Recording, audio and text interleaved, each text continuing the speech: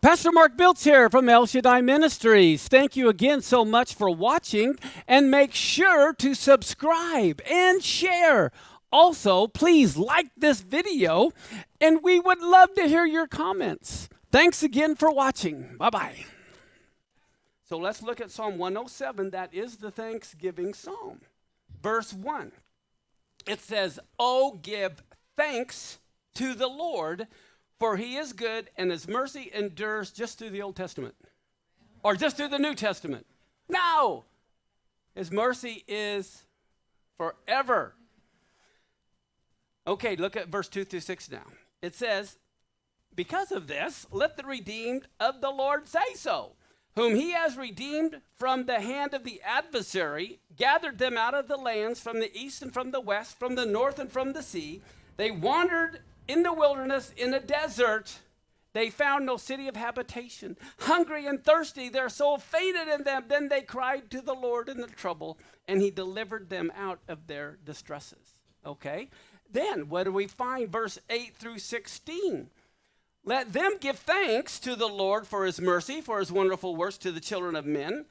Because he satisfied the longing soul, and the hungry soul he's filled with good, such as sat in darkness and in the shadow of death, being bound in affliction and iron." So these are the people who've been in imprisonment or who almost died. And then it says, "Because they rebelled against the words of God and condemned the counsel of the Most High, therefore he humbled their heart with travail. They stumbled, and there was no one to help. So then they cried to the Lord in their trouble, and he saved them out of their distress. He brought them out of darkness and the shadow of death and broke their bands in sunder. Let them give thanks to the Lord for his mercy and for his wonderful works to the children of men. For he's broken the gates of brass and cut the bars of iron in sunder." You know, that's why sometimes when I pray for the salvation of others, I say, "Lord, give them trouble." Don't take them out of their misery. Drive them to their knees. You know, it's a whole other way of thinking about this. Okay, let's look at verse 17 through 22.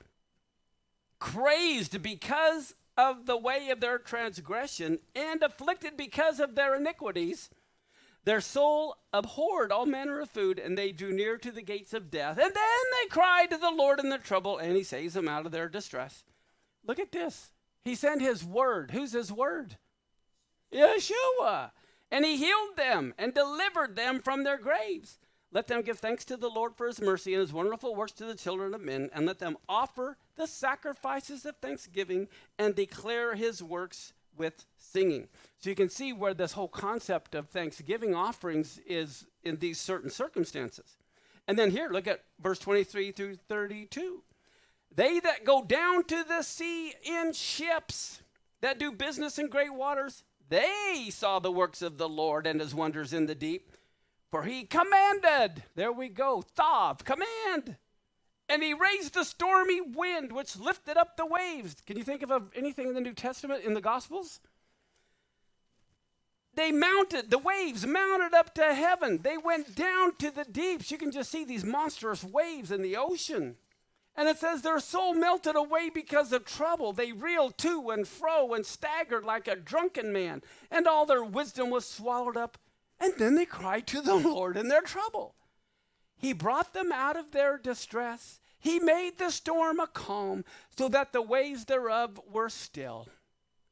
Then were they ever glad because they were quiet, and he led them to their desired haven. Let them give thanks to the Lord for his mercy and his wonderful works to the children of men. Let them exalt him also in the assembly of the people and praise him in the seat of the elders.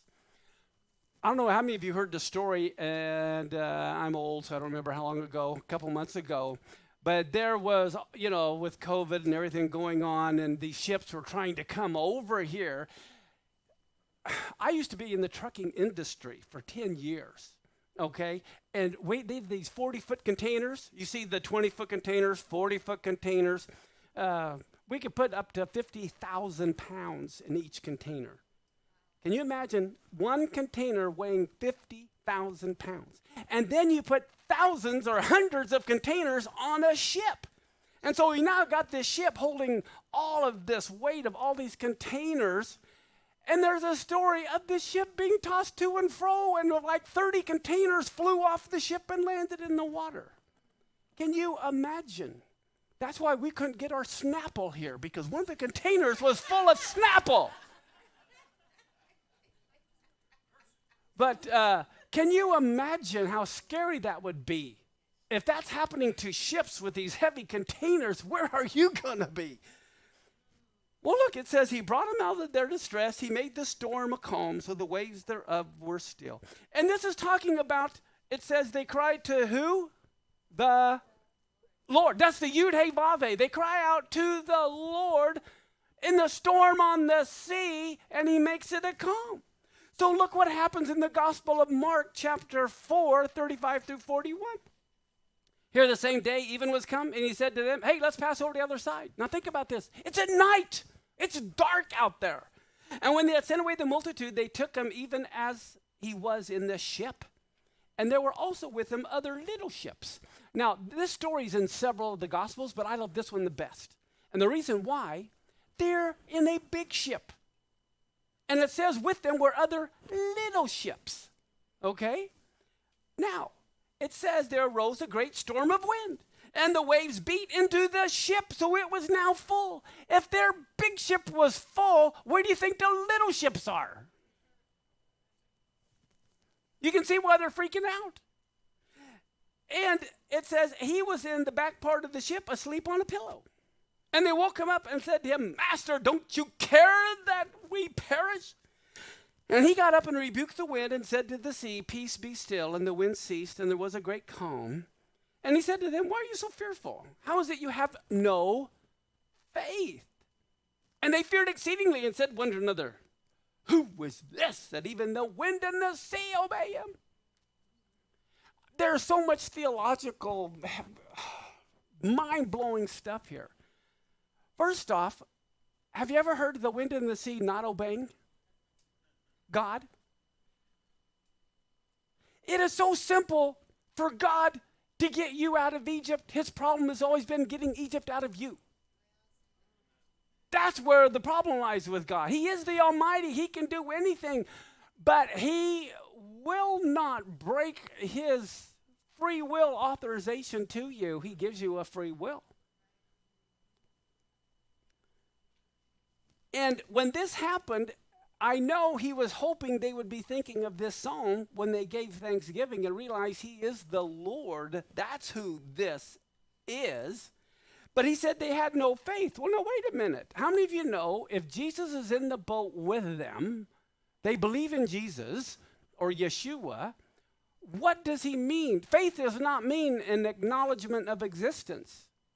They had all the acknowledgement of the existence in the world. He's with them.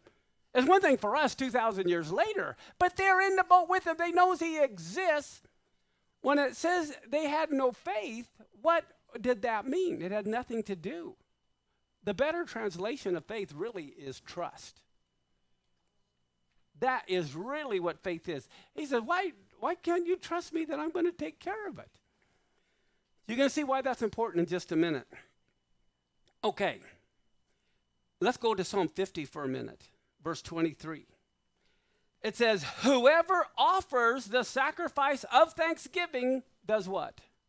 Glorifies me and prepares his way so that I will show God's salvation to him. If you want to see the salvation of God, then you have to glorify him. The very act of doing a thanksgiving offering says that I didn't pull myself up by my own bootstraps. I couldn't accomplish this. Pastor Mark Biltz here from El Shaddai Ministries. Thank you again so much for watching, and make sure to subscribe and share. Also, please like this video, and we would love to hear your comments. Thanks again for watching. Bye-bye.